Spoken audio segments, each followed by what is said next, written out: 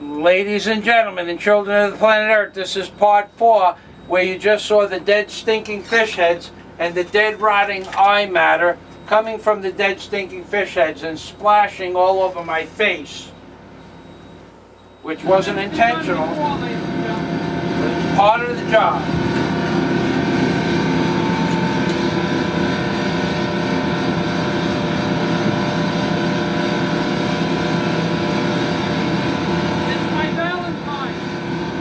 It was Valentine's Day. It's my Valentine. Got it.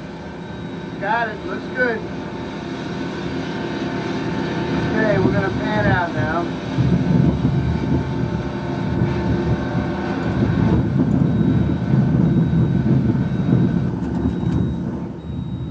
Now we're pulling deep, so when you pull the traps out of the water, you also do any repairs, put new baits in them, and wash them down with a brush to get some of the slime off of them.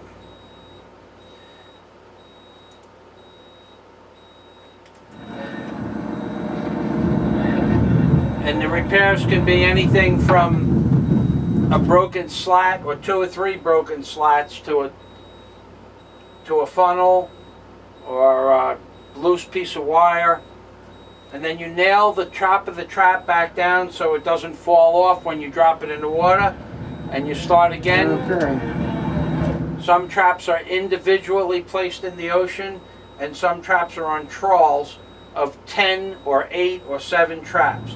And this is us hauling the traps with the hauler, and Stanley would not use the hauler.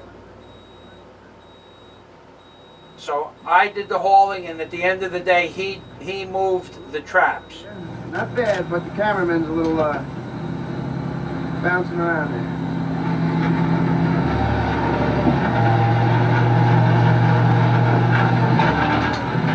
See how that thing grabbed your hand? Now you see how that grabbed my hand about 15 seconds ago?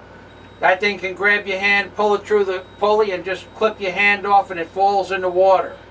And that's why you never take your eye off the line, and you never stand where you can't immediately let go of the line or pull your hand away from the line. Even if something hooks you, you rip your finger off before you let it go through the hauler. And it happens. In this part of the video, we're sorting out the lobsters to size. This is a what is that? A hermit crab the size of a fist. Wow. Oh, what a beautiful shot of that hermit crab, boy. Zoomed in. Beautiful shot. He goes back in the ocean. That's a hermit crab the size of a hand. They don't get much bigger than that. Each one, if we can, they will go up the straight. You got it, boss. Do the best, boss. You do that, no, boss. Now we're going to throw the ropes back in, the traps back in the water. And this is as dangerous or more dangerous as the hauler, because the line can grab your feet and pull you over the back of the boat, bounce you off 16 different things in the boat before it pulls your leg off or drags you into the ocean and under the water. And that happens too. But I hate when that happens. And here we are checking for shorts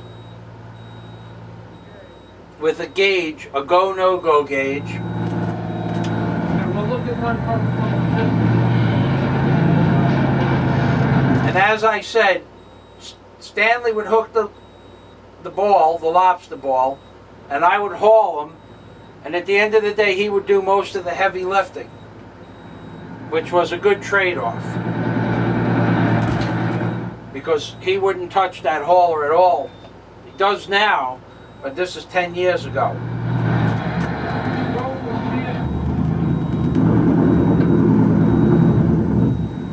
It's not easy work, this lobster work, and there's so many different ways to get hurt.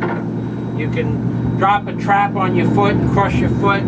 You can slip with the trap on top of you. The hauler can clip off your hand. You can get stuck in the hauler and it can just break your neck. The trap can drag you into the ocean. The line could pull you to the back of the boat and pull your foot off. There's just so many different ways to get hurt. It's unbelievable.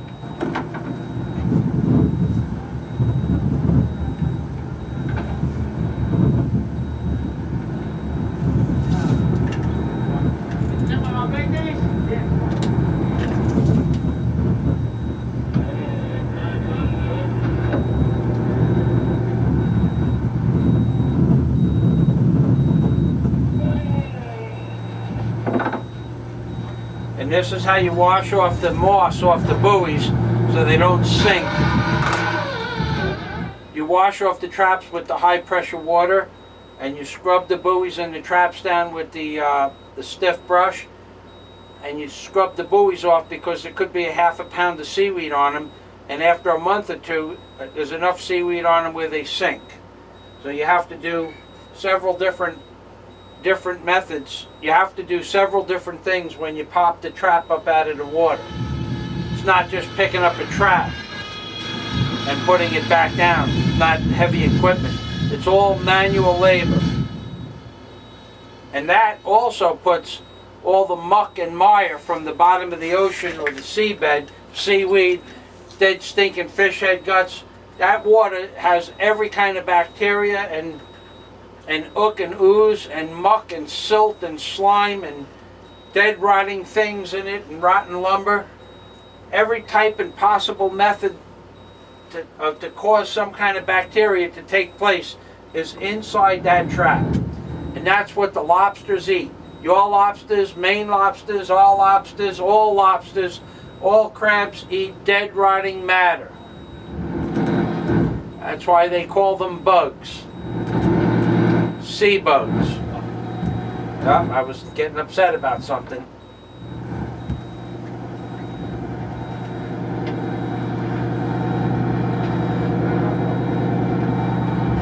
Fast forward this a little bit.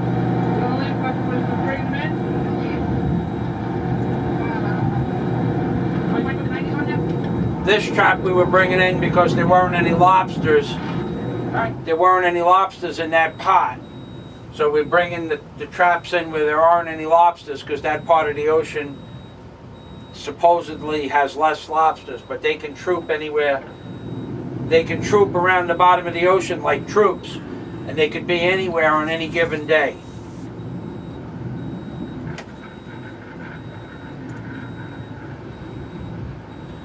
This is a perfect shot of hauling a trap,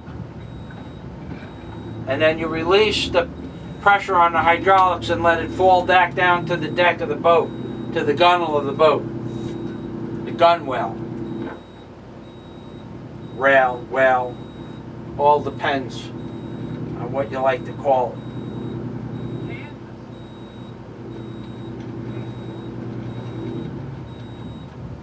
That was a baby I threw back. Yeah, Tommy got some good shots of the hauling. I tell you, that is one crazy job operating that lobster hauler. But it is pretty working out there. Even on the worst weather, it's prettier than working inside any kind of an office. And anybody that works on the water knows that to be a fact. Okay, now we got the rope in the hauler, and we turn the hydraulics on, and there I am with my heavy-duty rubber glove cleaning the line as it comes up onto the boat, and you cut the pressure off the hauler and pull in the trap. Take the rope off the top pulley, take the lobsters out of the trap, and then put the trap on the boat or re-fish head it. But in this case, you can see I was taking the traps and cutting the line off and rolling up the line on the buoy ball.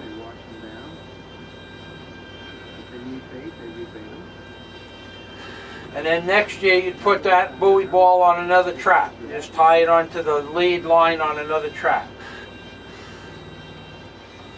And at this point, ladies and gentlemen, this is the end of part 4.